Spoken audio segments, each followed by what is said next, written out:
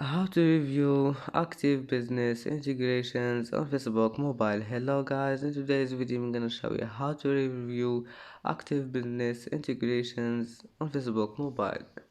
First thing you're gonna do is go to Facebook and then click this three lines here in the top corner and go down, click settings and privacy settings, and then go down until you find this one, business integrations. Click on it, and as you see here you can find active business integrations on Facebook Mobile. And that's it for today's video.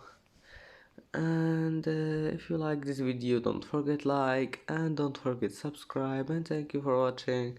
See you in the next video.